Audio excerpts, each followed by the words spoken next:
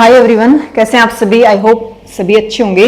तो एस्टेट के मात्र आज 15 दिन बचे हैं भाई, क्योंकि एस्टेट जो है 4 और 5 जुलाई को है, तो 15 दिन रह गए आपके पेपर के। तो बात करेंगे इन 15 दिनों का, किस तरह से आप अच्छे से सदुपयोग करें, किस तरह से आप तैयारी का पैटर्न रखें, किस तरह से तैयारी करें कि आपका एक अच्छा स्कोर हो जाए। बिल्कुल ऑथेंटिक बात करेंगे। लास्ट में मैं इंपॉर्टेंट टॉपिक्स भी बताऊंगी, जो इंपॉर्टेंट टॉपिक मतलब एग्जाम में आने के जिनके 100% चांस होते हैं, वो टॉपिक भी बताऊंगी इसी वीडियो में। तो 15 दिन कैसे क्या लेसन प्लान रखें, कैसे क्या तैयारी करें, क्योंकि यही 15 दिन सबसे महत्वपूर्ण होते हैं भी। ठीक है, चाहे आप रेगुलर तैयारी से जुड़े हुए हो, मान लो आप 2 महीने से पूरे साल से लगे हुए हो, जो मेन क्रिटिकल तैयारी का समय होता है ना, वो सिर्फ मात्र 15 दिन होते हैं भी, क्योंकि उसी में स्पीड बहुत हाई होती है। चीजों को हम मतलब सीरियस लेके चलते हैं। उससे पहले तो मान लो रेगुलर तैयारी कर रहे हो, अच्छी बात है, मतलब कहीं ना कहीं ढिल्लापन होता है भाई चीजों के प्रति। ठीक है, आराम से तैयारी करते हो। ये वो समय है, क्रिटिकल समय है, जिसमें आप मैक्सिमम स्कोर ले सकते हो। एक अच्छी तैयारी रख के, एक अच्छा प्लान रख के, एक अच्छा सब कुछ अपना लेसन प्लान रख के भी, ये बोल सकते हैं। तो बात करेंगे इन 15 दिनों में आप कैसे क्या तैयारी रखो। ठीक है, तो एक नियम दिया था भाई, किसने, जिसको बोला जाता है फादर ऑफ एजुकेशनल साइकोलॉजी, थोरनडाइक। ठीक है, थोरनडाइक, जिसने मुख्य नियम और गौण नियम दिए थे। तो मुख्य नियम में एक नियम था भाई, क्या था, अभ्यास का नियम, लॉ ऑफ एक्सरसाइज। तो उस पे ही चर्चा करेंगे भी। आप तैयारी करोगे तो उसके नियम को फॉलो करना ही पड़ेगा अगर आपको अच्छा स्कोर लेना है। कैसे, अभ्यास, जितना चीजों के प्रति अभ्यास करोगे, जितना चीजों को बार बार रिवाइज करोगे ना, उतनी ही चीजें स्थायी होती हैं, बिल्कुल स्टैटिक, पक्की। एक कॉन्फिडेंस आता है भाई तुम्हारे अंदर कि ये क्वेश्चन आ गया, इस टाइप से अगर क्वेश्चन आ गया तो मैं आराम से सोल्व कर दूंगा। और वो सिर्फ एक ही बात पे डिपेंड करते हैं भी, किस पे, अभ्यास के ऊपर।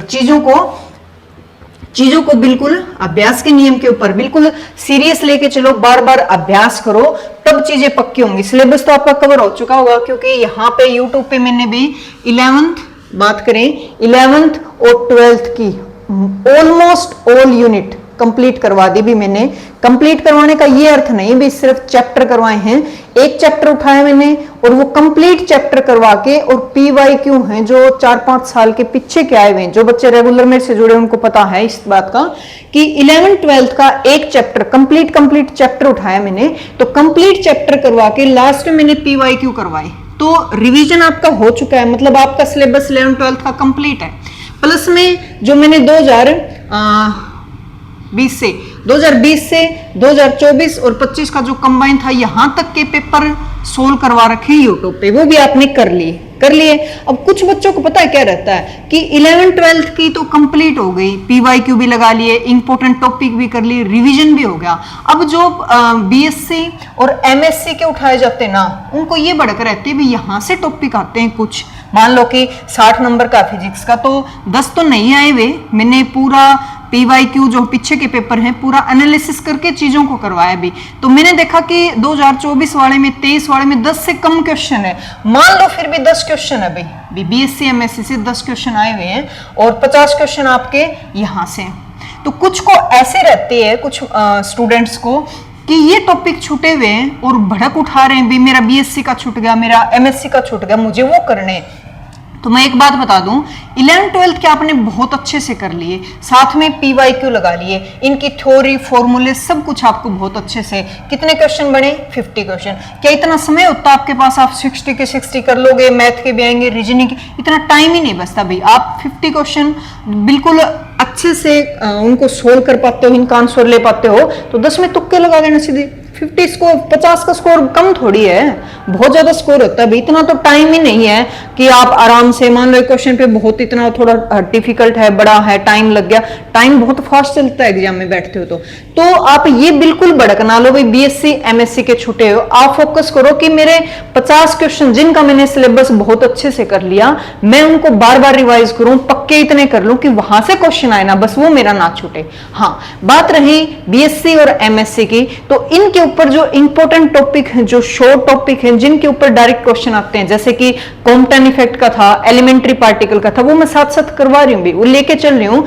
इनके ऊपर जो टॉपिक है जैसे harmonic oscillator, ground state energy और एवरेज एनर्जी, कुछ डायरेक्ट क्वेश्चन आते हैं भाई, वो मैं करवाऊंगी, उनको कर लेना साथ साथ, ठीक है। एक आध तो इसमें से भी निकल ही आएगा फिर भी, और इनको बहुत अच्छे से करो भाई। अब जो आपका सिलेबस कवर हो चुका कंप्लीटली, या फिर जिन बच्चों का नहीं हुआ, नए सिरे से लगे, वो और ज्यादा मेहनत करो भाई। आपका प्लान यही होना चाहिए अब कि 11th और 12th की जो मैंने नोट्स करवा दिए कंप्लीट, बिल्कुल इनको समझते हुए, मतलब इंपॉर्टेंट थ्योरी करवाई मैंने, उनको समझाया, क्योंकि बिना कॉन्सेप्ट तो आप क्वेश्चन सोल्व नहीं कर पाओगे भी। इंपॉर्टेंट थ्योरी प्लस में PYQ करवाए हैं, इनको करो तुम बार बार रिवाइज करने का ये भाव होगा, क्योंकि मान लो पेपर में एक क्वेश्चन आ गया, आपको लग रहा है ये मैंने देखा लग रहा है भाई, ये तो मैंने किया भी था, वीडियो में सुना था हाथ से, बट आपने प्रैक्टिस नहीं की, तो उस क्वेश्चन को सोल्व करने में मान लो आपने 5 मिनट ले ली भाई, तो क्या 1 नंबर मिलेगा? एक क्वेश्चन का तो 1 नंबर मिलता है। 5 मिनट देके 1 नंबर ले लेना कौन सी समझदारी की बात हुई भी? तो चीजें जब प्रैक्टिस नहीं करोगे ना, तो ये टाइम यहां लग जाएगा, टाइम चला जाएगा। ये 50 क्वेश्चन आपको आते तो हैं, बट सोल्व करने के लिए टाइम नहीं बचेगा उस टाइम। तो जितना हो सकता है उतना प्रैक्टिस करो, अभ्यास करो। 11th 12th की कर चुके, उसके बावजूद फिर से रिवीजन करो। प्लान क्या रखते हो सभी का अपने हिसाब से होता है भाई, मैं पहले 11th 12th की करूं या साथ साथ PYQ लगाऊं। मैं बता देती हूँ, 11th 12th के जो मैंने वीडियो डाल रखे चैप्टर वाइज, वो करके इंपॉर्टेंट क्वेश्चन जो उनके लास्ट में है PYQ हैं, उनका फायदा ये होगा, यहां से मान लो 5-6 ईयर के क्वेश्चंस हैं, आपको ये पता चल जाएगा थ्योरी पढ़ने के बाद कि सेम क्वेश्चन, ऐसा कौन सा क्वेश्चन है जो 3 से 4 साल में रिपीट हुआ है, वो कंसेप्ट रिपीट हुआ, सीधी सी बात है, उसके चांस आगे भी रिपीट होने के। तो अपने चैप्टर वाइज उठाओ, इंपॉर्टेंट थ्योरी के साथ PYQ लगाओ, प्लस में जो 2020 से 24 तक के पेपर कर लिए हों फिर भी दोबारा करो, क्योंकि खुद निकाल के करो। ये पहले आपने बार बार देखा होगा, इनका सॉल्यूशन देखा होगा, या बीच में आप सोल्व करे फिर भी आपने हेल्प ली होगी, अब खुद से सोल्व करो, तब चीजें पक्की होती हैं, ठीक है, तब चीजें स्थायी होती हैं। तो दोबारा से ये करो। एक मेरा ये प्लान है भाई अभी, क्योंकि ये 11th 12th का मोस्टली ऑलमोस्ट कंप्लीट हो चुका है सिलेबस, तो अब मेरा इरादा ऐसे है, जैसे पुराने वर्जन के हिसाब से माने तो 11th 12th में टोटल 20 चैप्टर हैं, 10 11th के 10 12th के, तो 2 चैप्टर अगर मैं एक साथ लूं, 2 चैप्टर एक साथ लो और उनके ऊपर मॉक टेस्ट लेके आऊं भाई, मॉक टेस्ट लेके आऊं भाई, 2 चैप्टर एक साथ उठा लिए, उनके ऊपर इंपॉर्टेंट क्वेश्चंस प्रैक्टिस करवा दूं, ठीक है। उससे कितने दिन का हुआ काम? ये अपना काम हुआ ये सिर्फ 10 दिन का, दिन तो 15 अभी, साथ साथ ये काम आपका चल ही रहा है, साथ साथ इनको नहीं छोड़ना है।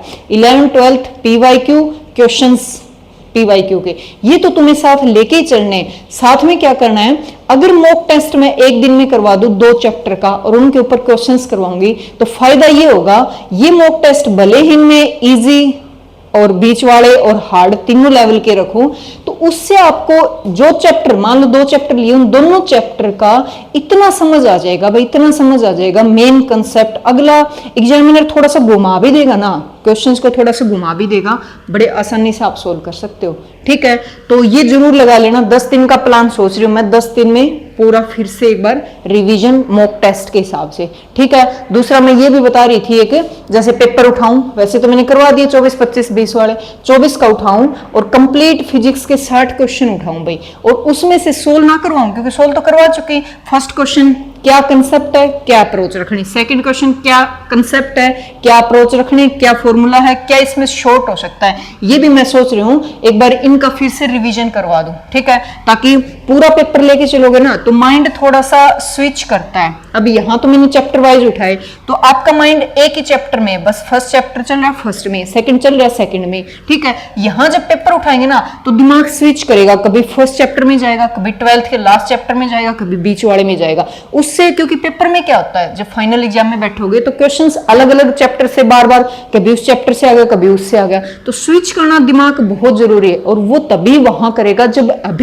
अभी इस टाइम आप उसको हैबिट में लेके आओगे, हैबिट बढ़ाओगे, ठीक है। तो मॉक टेस्ट की रखेंगे सीरीज, क्वेश्चंस पूरा पेपर उठा के इनके 60 के 60 रिवीजन करवाऊंगी, ये आप कर लेना, ये मैं डाल चुकी।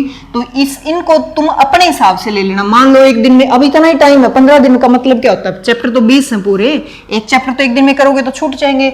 2 चैप्टर उठाओ, 3 उठाओ, एक दिन में मान लो 3 चैप्टर आपने फारिग कर दी, थ्योरी कर दी 3 में और उसके PYQ कर दी। अगले दिन क्या रखो, थोड़ा डिफरेंट रख लो, 2 पेपर कर लो, 2 पेपर उठा लिए, अगले दिन फिर यहां जाओ। इस तरह से वेरिएशन जरूरी है। दिमाग को चलाने के लिए, दिमाग आपका वहां कैसे एक्टिव रहेगा, उसके लिए आपको अभी तैयार करना पड़ेगा, उसको प्रिपेयर अभी करना पड़ेगा, उस चीज में अभी डालना पड़ेगा। ठीक है, तो ये दोबारा से करो, कर चुके तो भी करो, नए स्टूडेंट हैं उनको तो करना ही है। ठीक है, ये करो, प्लस में मॉक टेस्ट लगाओ। अब जितनी स्पीड बढ़ाओगे ना, अब जितना टाइम दोगे, क्योंकि वो है ना एक रेस होती है, रेस लंबी रेस जैसे 800 मीटर की माने, तो उसमें पहले दावत आराम से दौड़ता है और जो लास्ट राउंड होता है उसमें वो जी जान लगा देता है भाई। ठीक है, तो ये 15 दिन आपके लास्ट राउंड के, ये मान के चलो ये लास्ट राउंड है, उसमें आप इतनी जी जान लगा दो, इतनी जी जान लगा दो भाई, फुल टाइम दो। जी जान का मतलब फुल टाइम दो इनको। ठीक है, ये मत सोचो आज तो मैंने एक चैप्टर कर लिया बहुत हो गया भाई,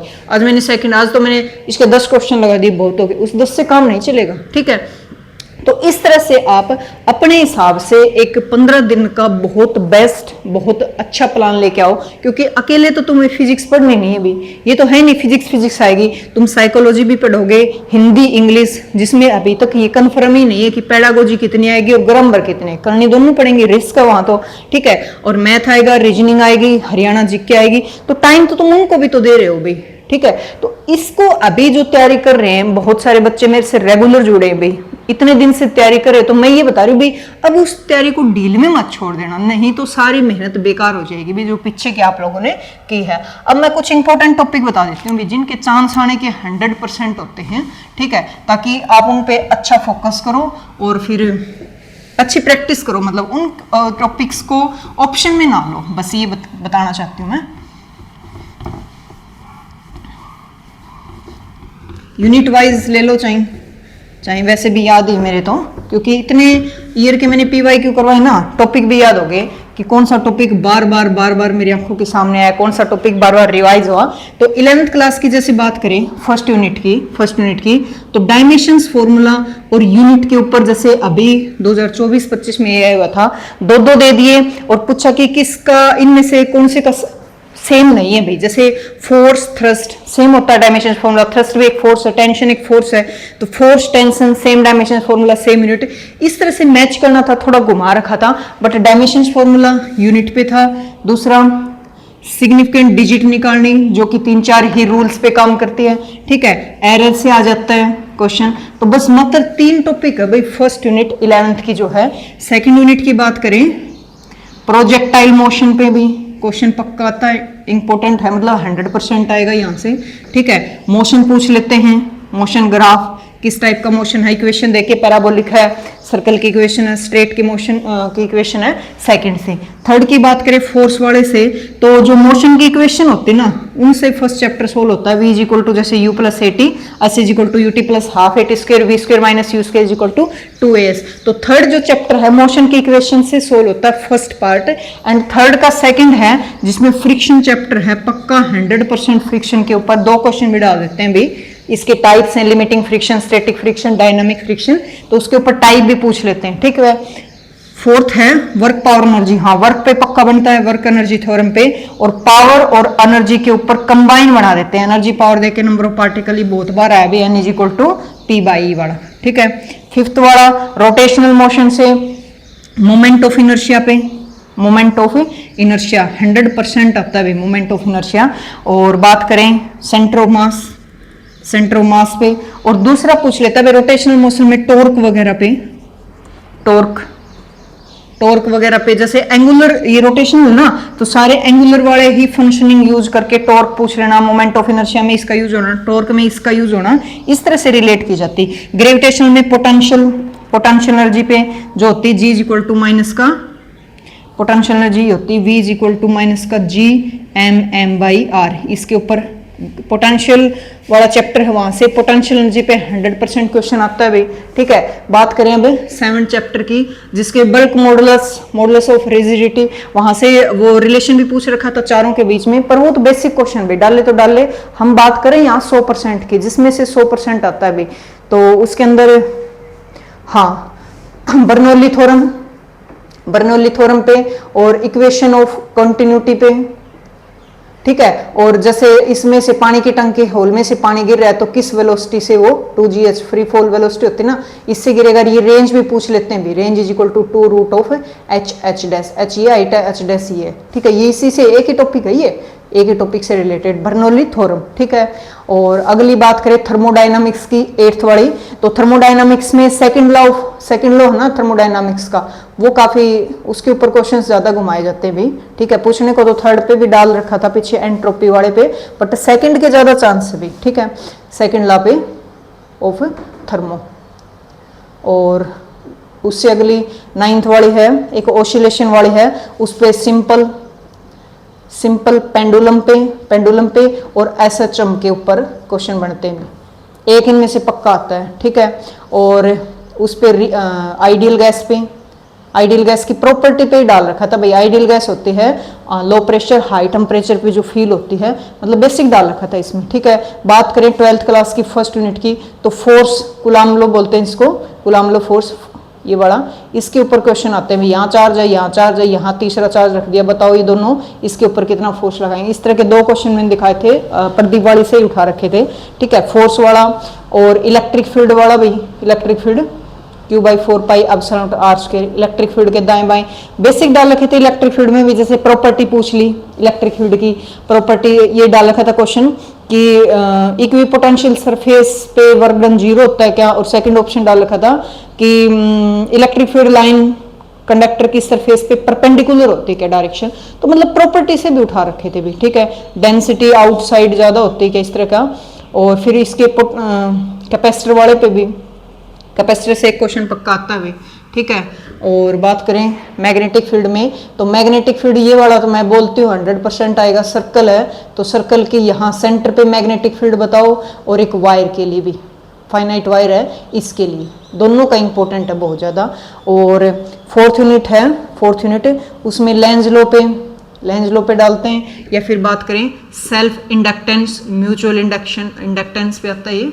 और उससे अगला 5th यूनिट है हाँ प्रॉपर्टी, इलेक्ट्रोमैग्नेटिक वेव की ओनली प्रॉपर्टी पे ज्यादा क्वेश्चन बनने के चांस होते हैं। और प्रॉपर्टी मैंने बहुत अच्छे से करवा रखी भी, किस तरह से इलेक्ट्रोमैग्नेटिक वेव, कौन सी इलेक्ट्रोमैग्नेटिक वेव कब किस केस में जनरेट होती है, radio wave, microwave, infrared, visible, ultraviolet, X ray, gamma ray, increasing order में फ्रीक्वेंसी, इंक्रीजिंग ऑर्डर में इनकी एनर्जी है, इस तरह से। 6th में जो लेंस वाला है, लेंस और मतलब वेव नेचर, पार्टिकल नेचर वाला पढ़ते थे, उसमें स्फेरिकल का जो केस है ना, स्फेरिकल पे उस पे सबसे ज्यादा क्वेश्चन बने हुए थे भी। 1/f इज इक्वल टू, जैसे p is equal to ν-1 1/r1 minus ये, डेंसर टू रेयर या रेयर टू डेंसर कोई भी आ सकता है। तो स्फेरिकल जो लेंस था उस पे मोस्टली क्वेश्चन मैंने देखे वहां पे। ठीक है, और वेव फ्रंट वाले पे इसमें जैसे मैक्सिमा निकालना, फ्रिंज विड्थ निकालना मैक्सिमा बीच वाला, और इंटेंसिटी का रेशियो डाल देते हैं, जो डिफ्रैक्शन होता है ना उसमें इंटेंसिटी डिक्रीज होते जाती है, तो किस रेशियो से, मैक्सिमा से अगली सेकेंडरी वाली कितनी % से डिक्रीज होगी, इस तरह का क्वेश्चन। ठीक है, और कौन सा चैप्टर आगे, 7th ड्यूल नेचर वाला था। तो ड्यूल नेचर वाले में तो बेसिक जो आइंस्टीन की इक्वेशन है ना उसी पे आते हैं भी, आइंस्टीन की इक्वेशन है वहां से। और फिर उससे अगला था हाँ लास्ट सेमीकंडक्टर वाला, तो उस पे IB निकालना, base current, IC collector current, यहीं बस घुमाए जाते हैं भी, एमीटर करंट, इन पे क्वेश्चन घुमाते हैं। और हाँ लॉजिक गेट पे भी आता है, लॉजिक गेट पे भी। ठीक है, लॉजिक गेट और बुलियन एक्सप्रेशन भाई, बुलियन वाले पक्के कर लेना, इस पे पक्का आता है, बस 2 ही हैं, या तो लॉजिक गेट पे पूछेगा या तो या बुलियन पे। ठीक है, और एक क्वेश्चन और रह गया भाई, वो कौन से में आता है, मोस्ट इंपॉर्टेंट 100% आता है, एल की वैल्यू निकालनी, एक्सएल इज इक्वल टू होता है ना ओमेगा, इंडक्टर वाला कैपेसिटर वाला, तो यहाँ से एल की वैल्यू हो जाती है एक्सएल बाई ओमेगा, ये वाला, ये 100% मैंने वीडियो में भी बहुत बताया था भाई, चांस ही नहीं है कि ये क्वेश्चन ना आए, दो भी आ सकते हैं इसके ऊपर तो, ठीक है। एक्सेल होता है inductive capacitance, omega angular frequency और अल इंडक्टर, इनके केस में भी, ठीक है। एक इंडक्टर के अंदर एनर्जी स्टोर होती है 1/2 CV², ये तो कैपेसिटर वाले में होगी, इंडक्टर वाले में कितनी होती है 1/2 LI² होती है, ये नहीं होती। इंडक्टर के केस में बता रहे हैं, इसके ऊपर क्वेश्चन बनते हैं, ठीक है। और एक आध टॉपिक मान लो छूट भी गया हो, ऐसे तो मुझे लगता है सारे टिप्स पे ही हो गए, क्योंकि इतने दिन से करवा रही हूँ मैं, सारे PYQ मैंने एनालिसिस किए हैं, थ्योरी का मैंने सब करवाया है, थ्योरी उसी बेसिस पे पढ़ाई है कि PYQ में किस तरह के क्वेश्चन पूछता है एग्जामिनर, उसके हिसाब से मैंने तैयारी करवाई भी। जो बच्चे रेगुलर जुड़े उनको पता होगा, जो लास्ट में PYQ करवाती हूँ तो किस तरह से जो मैंने पढ़ाया उसी के अंदर से वो चीजें वहां से घूम फिर के आती हैं। तो चीजों को पक्का करो, जितना हो सकता है उतना टाइम, मैक्सिमम टाइम दो, और जो टॉपिक मोस्ट इंपोर्टेंट है उनको पक्का करो भाई, ठीक है। बहुत अच्छा स्कोर आएगा, देखना बहुत अच्छा स्कोर बनेगा। और बाकी जो सब्जेक्ट हैं उनको करोगे, उनके साथ इनको बहुत अच्छे से मैनेज करो भाई, तब जाके एक अच्छा स्कोर आता है, एक मेहनत रंग लाती है भाई, ठीक है। अब लापरवाही कर दी तो मेहनत समझो भाई चली जाएगी। तो 15 दिन जी जान लगा दो, 15 दिन बहुत अच्छी मेहनत करो, और मॉक टेस्ट जो मैं डालूंगी साथ साथ लगा लेना, और जो ये 11th-12th की बता रही थी मैं सारे चैप्टर वो करना, प्लस में PYQ के पूरे पूरे पेपर डाल रखे जिसके अंदर थोड़ा सा एक्सप्लेनेशन ज्यादा कर रखी है, वो जरूर कर लेना भाई, ठीक है। तो आज के लिए इतना ही काफी है, और मिलते हैं नेक्स्ट एक अच्छी सी वीडियो, अच्छे से कंटेंट के साथ। Okay, bye bye.